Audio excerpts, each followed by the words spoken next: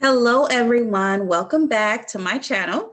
This is a review of Iyanla Fix My Life, Season 8, Episode 5.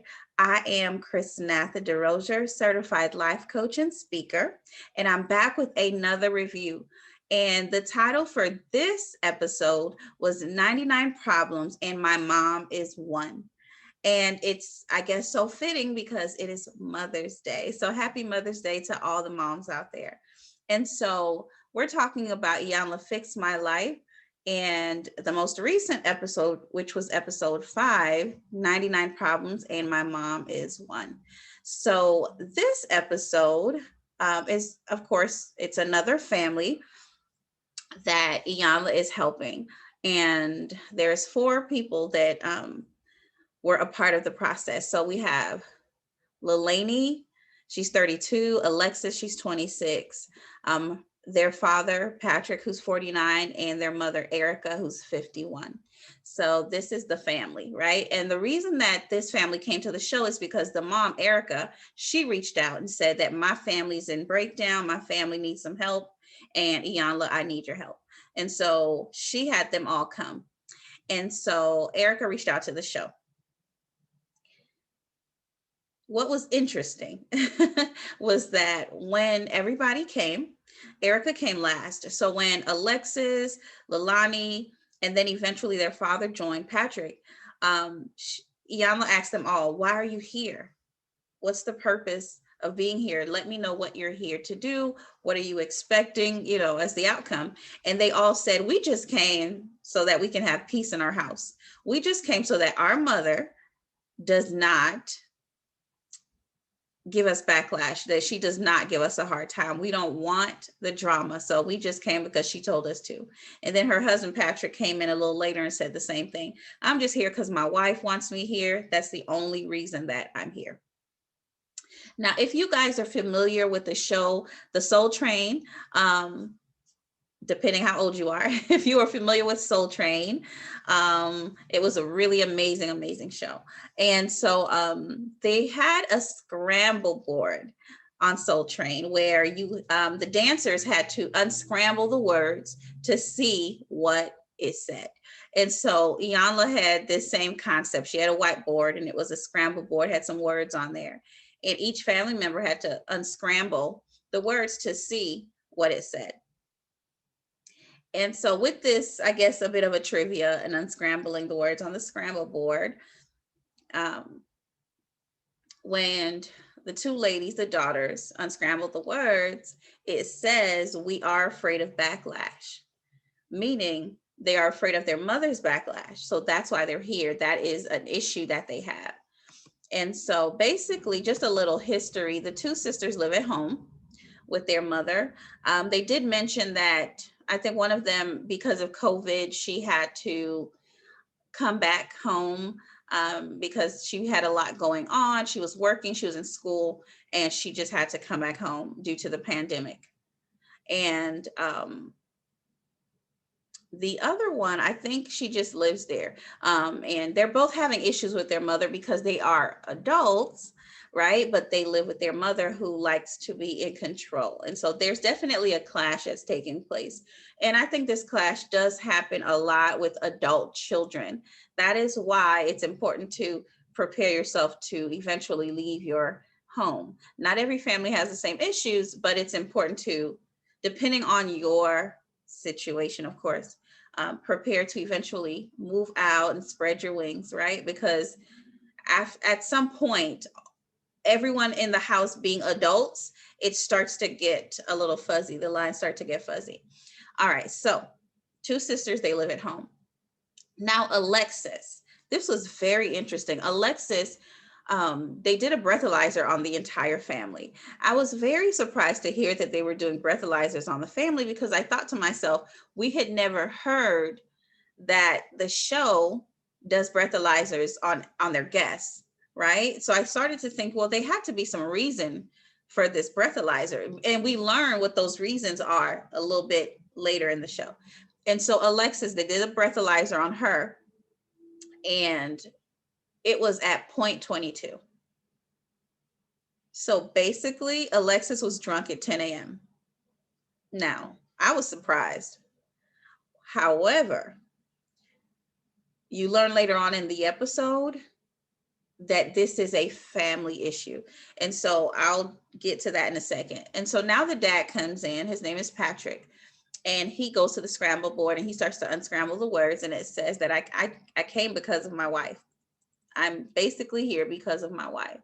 And then they bring mom in and she has to also go to the scramble board. And when she unscrambles her words, it says, I am the problem, which was very shocking. You could tell she was very much taken aback by that, because to her, she was coming because her family was the problem. So to learn that she was the problem, she looked extremely, extremely unaware and extremely surprised. So now the process really begins. So the rest of the family goes off with another coach, and Iyanla speaks to Erica, the mother, completely alone to really get an understanding of why she here, what's been going on in her household. So she says that she was unaware that her family was afraid of her backlash. She wasn't surprised that her daughter was drunk at 10 a.m. She actually was extremely aware of her daughter's drinking. So there lies another another discovery, right? So your daughter's drunk at 10 a.m. coming on the show and starting the process. The mother's not surprised. Okay. And so Erica also revealed that her husband has been using alcohol to cope for many years. So now we have the daughter, Alexis.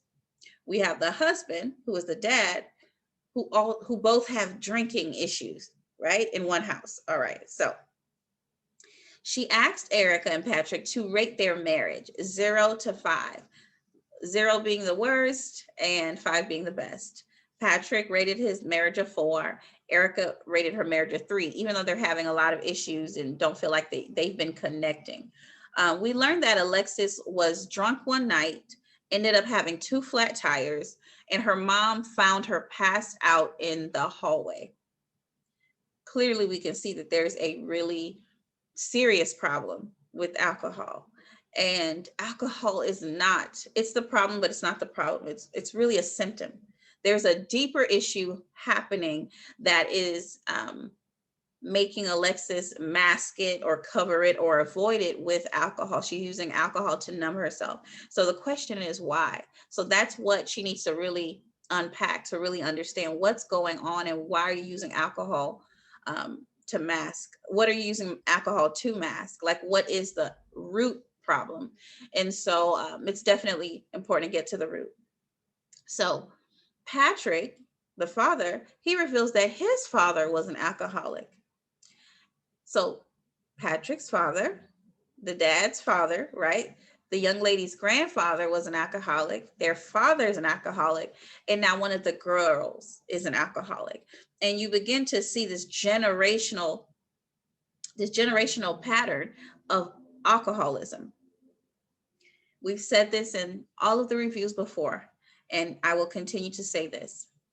What is not dealt with and confronted in one generation will show up in the next. And that is exactly what we see here with this family as well. Alcohol has been, from generation to generation, has been completely tearing up this family. And we see the proof in front of us with Alexis being drunk at 10 o'clock in the morning. Okay, so Lalani comes in. Lalani's name means heavenly flower, beautiful name. And she went back to the scramble board. They've used the scramble board quite a few times during this episode. And she unscrambles the words and it says no voice. And she explains that she doesn't feel that she can express herself to her mother. And she feels voiceless because if she does and her mom doesn't agree, it causes so much tension in their house. And so she would rather have peace. And so she doesn't speak her mind. I want to pause and put a pin right there, because so many young adults, so many, I know personally, so many friends that have Caribbean parents, immigrant parents, or just parents in general, do this with their children, right? They may blow up. They may never accept what their children feel like they want to share with them. And so the children who just want peace will just hold everything in, never express their emotions, never express their frustrations, their struggles with their parents. They'll just be quiet and they feel voiceless. And unfortunately, some young adults, or teens even, they may even distance from their family. Some people are not close to their parents, and this may be one of those reasons, right? And so it's really important to be empowered to share how you feel, respectively, of course, and also in love, but still be able to express how you feel and have a space that's safe for you to do so. And so Lilani said that she had no voice, and she felt voiceless. And she also mentioned that her mom withdraws.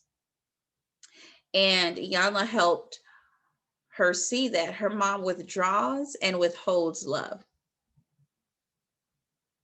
And that's a form of a punishment, whether you recognize it or not. So even if you are someone that withholds from people when you are disappointed or upset with them, that is a form of punishment. You are making them pay for you being upset, or maybe them saying something that you don't agree with, and that's not healthy. And so Erica withholds love. She withdraws love from her daughter when she's not happy with what she says, or just doesn't agree with her. And so she just displays this mom guilt that a lot of mothers do. They make you feel guilty for not agreeing with them because they are your mother and they feel that you should agree all of the time. That is not true. And as your children become young adults, they will have thoughts of their own, ideas of their own, and will make choices that you sometimes may not be happy with. And so it comes a point where you have to still be a parent, but it's more so advising. You become more of an advisor as your children become young adults, right? And adults. You become more of an advisor. You give advice, you're there to hear how they're going.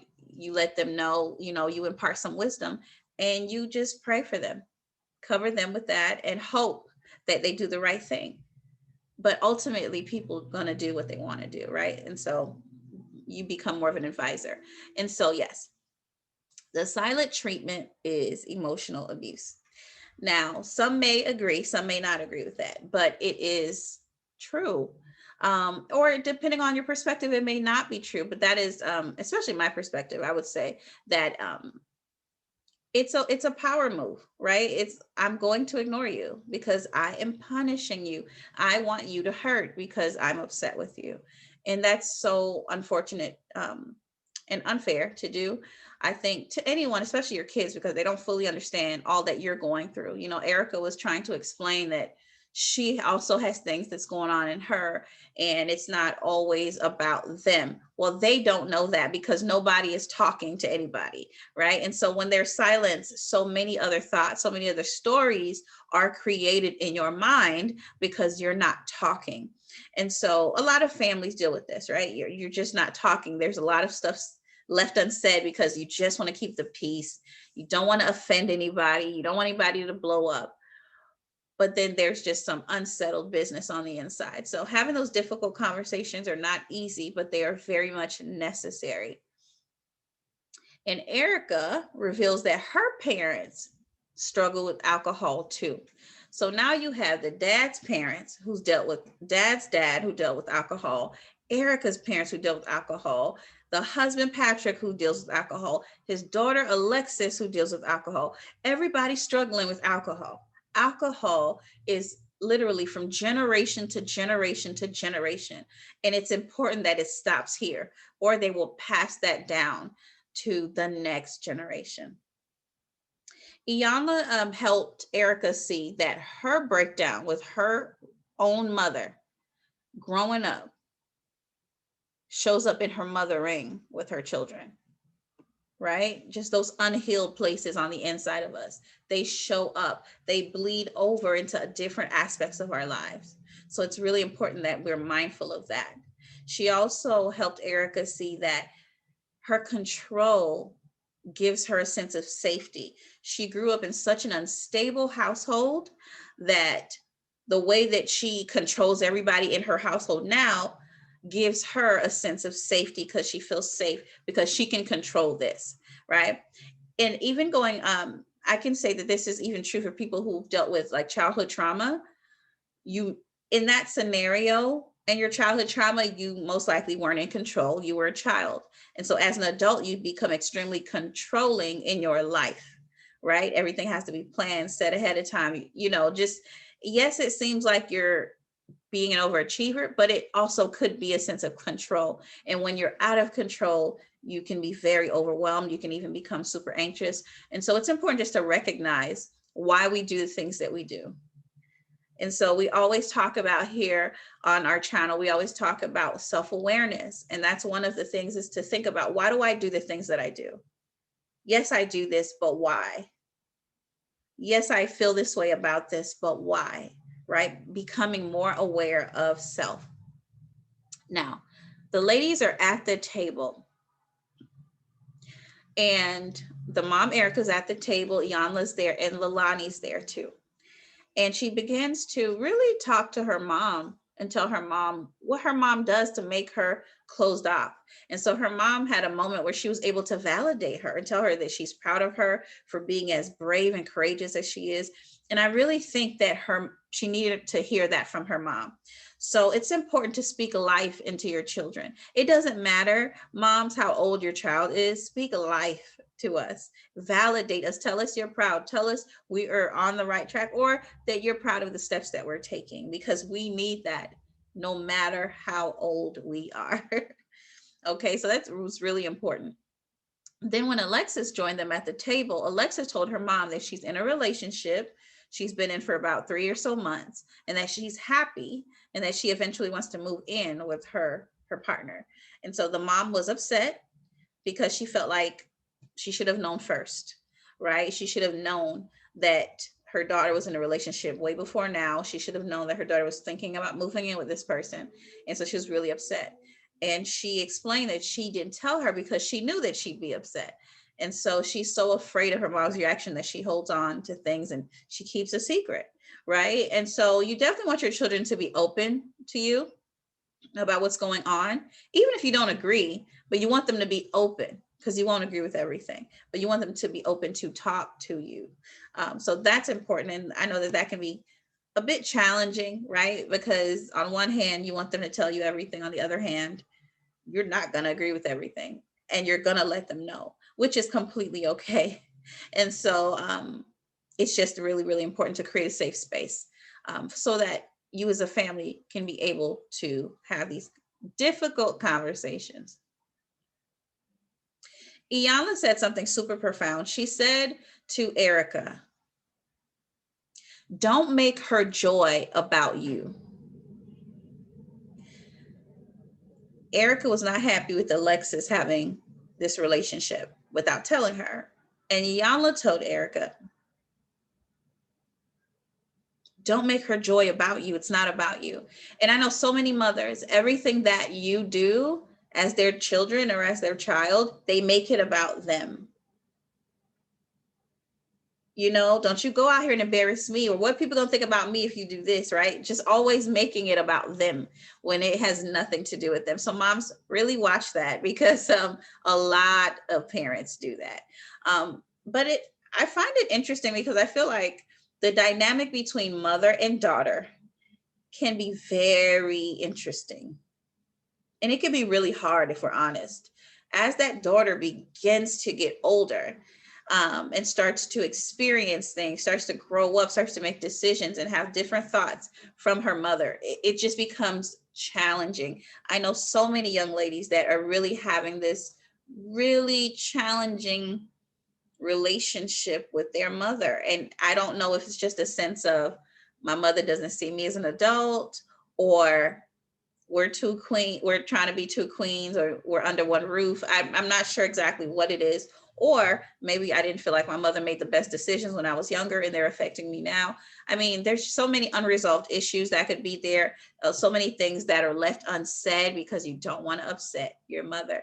But you need to be honest, respectfully, respectfully. Can't say that word today, but you need to be honest respectfully, but you need to be honest, because I notice as younger people, we try to, at least I know I have tried to protect my mother's feelings so much. I mean, as if she couldn't handle it, right? But really tried to protect her feelings. And so I also know that so many of us out here could do the same thing. We try to be so overprotective about our mom's feelings that we hide our own, and that we kind of like just try to cover them up, act like they're not happening. But it's also important that your mom knows how you feel. Remember, respectfully, but tell her, if you have a mom or your mom figure or whatever relationship in your family that you need to just have a difficult conversation, it's important to do that. It's important to do that. And I also want to use that as a teachable moment. So I want to just throw out a couple tips to help anybody who needs to have a very difficult conversation with someone in their life. Some things that may help you prepare to do so. And so crucial conversations. So difficult conversations are just that, they are difficult. But there is a couple things that you need to do when planning to have one. Number one, you need to prepare. You need to prepare to have this conversation. Don't just throw it out there randomly, right? But really prepare yourself. Really prepare yourself. Expect a positive outcome. I know things may have gone left in the past, but expect that things are going to be different this time, right? So expect a positive outcome. Set a time and a place, somewhere quiet. Maybe sometimes you have to leave the home to have a conversation, or you can have it in a certain area of the house, or you maybe want to go to lunch or something, somewhere quiet though, where you can focus. You want to set some ground rules. I know there's been times where I've had difficult conversations with people in my family, and I've had to tell them, I want to talk to you. This is really important, but I'm going to ask you while I'm talking, if you could, number one, please not interrupt me. And number two, I want you to listen all the way through. Once I'm done, you will have the opportunity to respond, and not react, but respond. Do you agree with those terms? Right? And if they say yes, we go for it. We're staying calm. We will be respectful to each other. We will not shout. We will talk. Period. I've had to do that a few times. Very uncomfortable to do, but very necessary for healing. So set some ground rules and then bring up the issue. I feel, or I felt, or when this took place, what I understood from it was, right? Your experience, because we could have been involved in the same situation and have two different experiences. Your version and my version could be slightly different, which is absolutely, it happens so much. Like, it's absolutely possible. Now, sometimes it's frustrating because you're thinking, you were there. Why don't you see this my way? Remember, our truth, our perspective, our point of view, right? And so allow that to be said. You share your heart and allow that person to do the same. All right. So examine your assumptions.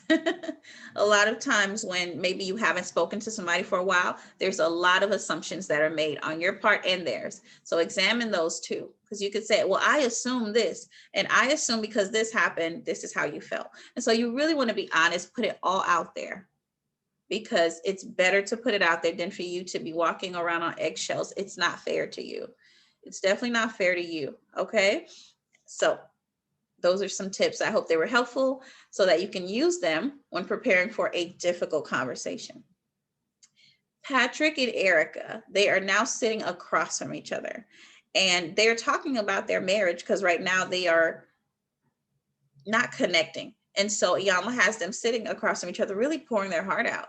And one thing that I love is that after they kind of confess their love for each other and that they're going to work on their marriage,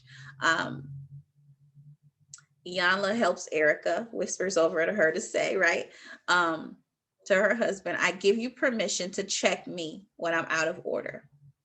That is so awesome. Because let's be honest, clearly she's been out of order lately, right? And so giving him permission opens the door for him to now continue to lead and not lead from behind like he's been doing. So I know they had some updates at the end of the episode that Alexis did end up moving out, and that the other daughter, Lilani, I believe she was starting like new work. And the couple is working on themselves as well. And they're also working on the alcohol issues, Alexis and Patrick. So that was really good. And I hope that they continue in that direction.